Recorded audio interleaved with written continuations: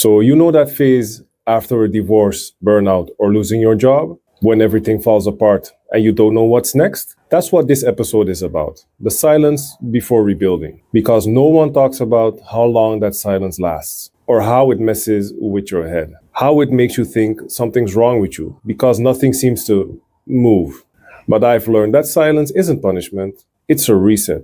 It's a slow, brutal, necessary reset. And there's one thing I wish someone had told me before I entered it. But we'll get to that.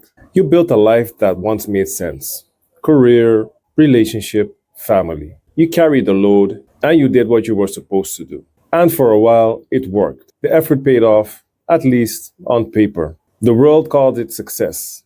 But then one day, the foundation cracked. The job ended, the marriage broke, or maybe you just couldn't fake it anymore. And here you are now, still standing, but stripped down to something raw, something you don't yet understand. That's the silence before rebuilding, when everything that used to define you is gone. Let's call it what it is, a collapse, where the old strategies, control, discipline, logic, don't work anymore. You don't handle collapse, you survive it. And sometimes survival looks like nothing, like lying on the couch, staring at the ceiling, because your brain cannot process a new thing yet. Then comes the void, the silence. You're still here, still breathing, but everything feels muted. The noise of life fades, the urgency, the constant motion, even your own thoughts quiet down, like the world hit pause and forgot to press play again.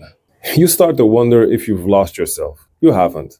You just lost the version of yourself that needed all that noise to stay alive. I remember those mornings when I realized I was starting to hate my job. I'd sit behind my desk, staring at my laptop, imagine throwing it outside of the window. I didn't, obviously, but something clicked. I thought, maybe nothing is wrong with me. Maybe the problem was society's script that I was following. The one that said, work hard, climb high, and you'll feel fulfilled. I didn't.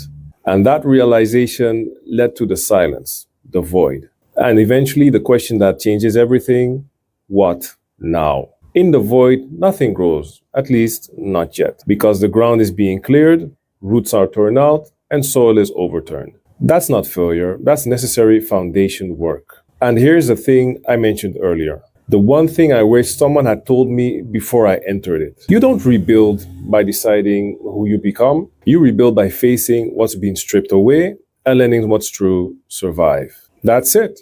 Everything else, the job, the routines, the titles, none of it defines you.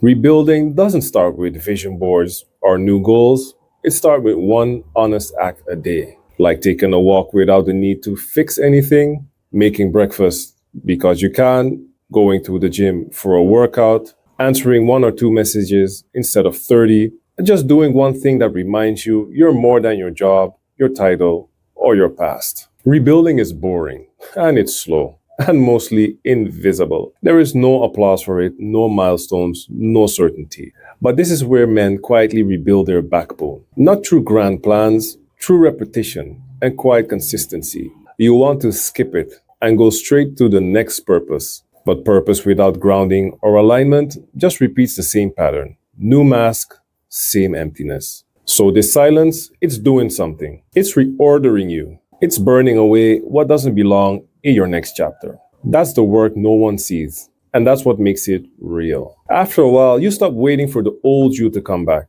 You stop trying to rebuild what broke, and you start building what fits. That's repurposing, not reinvention, just alignment. A life that makes sense again. Not perfect, not fixed, but honest. You might take a new job, you might start something small, or reconnect with someone. But it's not just about moving on, it's about moving from truth. The silence teaches you to listen again, to feel again, and to stop performing. And that's how rebuilding really begins. Not with a plan, because you might not even have a plan, but with presence. So if you're in that silence right now, that in-between void where there is nothing solid, don't rush to rebuild. Let the silence do its job. It's not absence, it's preparation. And when the time comes, you'll know, not in your head, but in your gut. Till then, keep breathing and stay grounded. I'm in it too. Drop a comment and we will keep walking through this stage together.